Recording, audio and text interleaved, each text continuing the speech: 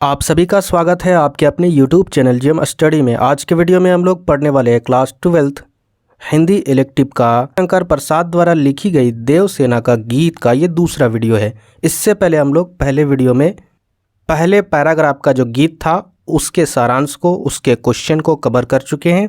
ये दूसरे वाले पैराग्राफ का हम लोग उसके सारांश को और उसके क्वेश्चन को कवर करेंगे। ठीक है, जो भी स्टूडेंट उस वीडियो को नहीं देखे हैं तो उस वीडियो का लिंक डिस्क्रिप्शन में है। सबसे पहले उस वीडियो को देखिए, उसके बाद फिर इस वीडियो को देखिएगा, तभी आपको फ़ायदा होगा, वरना कोई फ़ायदा नहीं होने वाला है। ठीक है, और ये जो गीत है बहुत ही इंटरेस्टिंग गीत है, क्योंकि ये जो गीत है वो लव स्टोरी जैसा है एकदम। और आप लोग लव स्टोरी वाले मूवी तो देखते हो, तो इस वीडियो को भी समझो कि एक लव स्टोरी की कहानी सुन रहे हैं। ठीक है, तो आप इस वीडियो को पूरा देखिएगा। इस गीत का नाम क्या है? देवसेना का गीत। चलिए इस गीत के दूसरे पैराग्राफ को पढ़ते हैं और उसके सारांश को समझते हैं। श्रमित स्वप्न की मधुमाया में, गहन विपिन की तरु छाया में, पथिक उनिंदी श्रुति में किसने यह विहाग की तान उठाई। लगी सतृष्ण दीठ थी सबकी, रही बचाएं फिरती कब की। मेरी आशा आह बावली, तूने खो दी सकल कमाई। तो चलिए इसके सारांश को समझते हैं। पिछले वीडियो में हमने बताया था कि देवसेना स्कंदगुप्त के प्यार में क्या क्या आखिर उन्होंने खोया था। ठीक है, तो इस काव्य खंड में भी हम लोग देखेंगे कि उन्होंने आखिर इस गीत में क्या बोला है। ठीक है, सारांश है आपका। वह खुद को दूसरों की नज़रों से बचाए रखती थी, वह अपनी आशाओं को बावली कहती है और कहती है जब मुझे स्कंदगुप्त की ज़रूरत थी तब उसने इनकार कर दिया।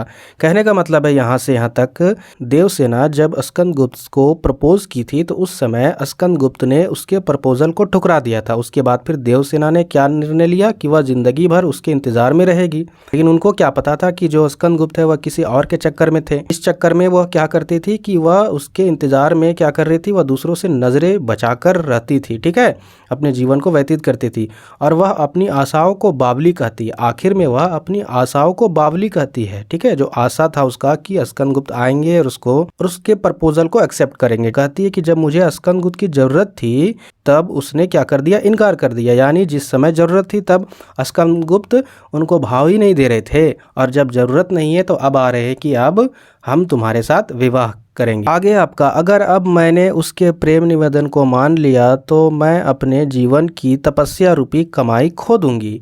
कहने का मतलब है शुरुआत में जब देवसेना ने प्रपोज किया स्कंदगुप्त को तो उस समय क्या हुआ, स्कंदगुप्त ने उसको भाव ही नहीं दिए। यानी सीधा बात है कि ठुकरा के मेरे प्यार को मेरा इंतकाम देखेगी।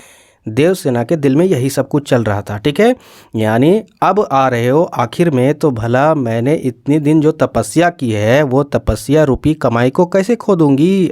इसीलिए देवसेना ने उनके प्रपोजल को ठुकरा दिया। समझ में आया ना? देवसेना अपने बीते पलों को याद करती है और सोचती है जब उसने अपने प्रेम को पाने के लिए अनेक प्रयास किए परंतु सफल नहीं हुई। आज वही प्रेमी प्रेम निवेदन, यहाँ पर कर होगा, ठीक है, पर टाइप मिस्टेक हो गया है।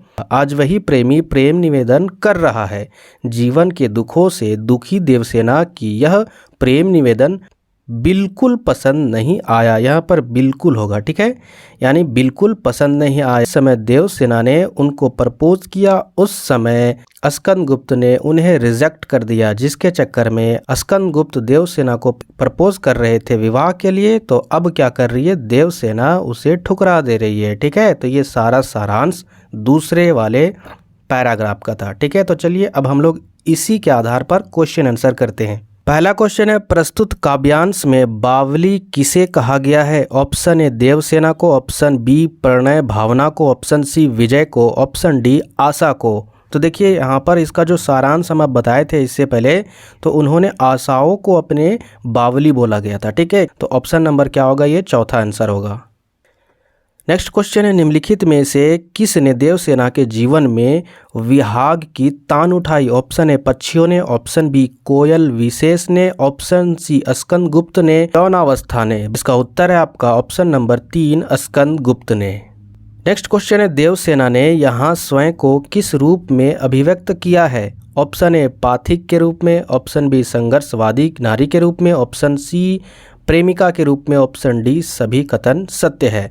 तो देखिए यहाँ पर पाथिक का मतलब होता है यात्री। अब यात्री से ये नहीं होता है कि कोई सफ़र कर रहा हो सकता है कि वो अपने लाइफ में जो सफ़र है उसका जारी है। जैसे देवसेना का सफ़र किस चीज़ के लिए जारी था, स्कंदगुप्त के इंतज़ार के लिए, उसके प्रपोजल के लिए, तो वही पाथिक का यहाँ पर वर्ड है। संघर्षवादी नारी कहने का मतलब है कि क्या वो संघर्षवादी नारी थी? जी नहीं, अरे वो आईएएस का तैयारी थोड़ी ना कर रही थी। जो संघर्ष करेगी वो तो प्रेम में डूबी हुई थी, है ना, तो ये नहीं होगा। अब यहाँ पर देखिए प्रेमिका के रूप में, देखिए वो प्रेमिका के रूप में तो थी, ठीक है, लेकिन वन साइड प्रेमिका थी। अब यहाँ पर देखिए सभी कथन सत्य है। जी नहीं, एक कथन यहाँ पर गलत है। तो यहाँ पर क्या होगा, ये जो पाथिक के रूप में है यही वाला आपका उत्तर होगा। भ्रमित स्वप्न की मधुमाया में इस पंक्ति में स्वप्न से क्या अभिप्राय है? पहला आपका थकान के कारण आने वाली गहन निद्रा, दूसरा आपका स्कंदगुप्त की मधुर स्मृतियाँ, तीसरा आपका देवसेना की निराशा, चौथा आपका कठिन श्रम की मधुरता। तो बताइए इसमें से क्या होगा। देखिए श्रमित स्वप्न की मधुमाया, तो किसके मधुमाया में वो स्वप्न में डूबी हुई थी? तो स्कंदगुप्त के मीठे मीठे यादों में, मीठे मीठे ख्यालों में डूबी हुई थी, ठीक है, तो ऑप्शन नंबर दूसरा होगा। नेक्स्ट क्वेश्चन है, प्रस्तुत काव्यांश में देवसेना द्वारा किसे बचाए रखने की बात की गई है? ऑप्शन ए धन वैभव को, ऑप्शन बी राज्य पाट को, ऑप्शन सी आत्मसम्मान को, ऑप्शन डी यौन अवस्था को। तो भाई आप लोग अच्छे तरीके से जानते हो, जो ब्रह्मचारी होते हैं किसी के प्यार में पूरा जीवन ब्रह्मचारी बन जाते हैं, तो भाई उसका बचा क्या रहता है? उसका एक ही चीज़ बचता है भाई, वो है आपका यौनावस्था। समझ में आया ना, क्योंकि देवसेना भी तो ब्रह्मचारी बन चुकी थी। उम्मीद करते हैं कि आपको यह इंटरेस्टिंग क्लास आपको पसंद आया होगा। तो प्लीज़ यार, नए व्यूवर हो ना तो चैनल को सब्सक्राइब कीजिए। बहुत मेहनत लगता है ऐसे वीडियो को लाने के लिए। बड़े बड़े चैनल देख रहे हैं कि छोटे छोटे वीडियो को लाकर सिर्फ व्यूज़ ले रहे हैं आपसे। आपके लिए हम काम करते हैं, तो प्लीज़ सपोर्ट कीजिए इस चैनल को। उसके बाद देखिएगा आपका रिजल्ट रॉकेट की तरह कहाँ जाएगा। चाहे जो भी परसेंटेज का आपने सपना देखा है, वो सारे परसेंटेज का सपना मैं पूरा करने वाला हूँ। ये तो अभी ट्रेलर है, इस चैनल पे क्या क्या होने वाला है अभी आपको खुद नहीं मालूम है, तो इसीलिए चैनल को सब्सक्राइब जरूर कीजिए। तब तक के लिए जय हिंद, जय झारखंड। आज विश्वकर्मा पूजा के लिए आप सभी को हार्दिक शुभकामनाएं।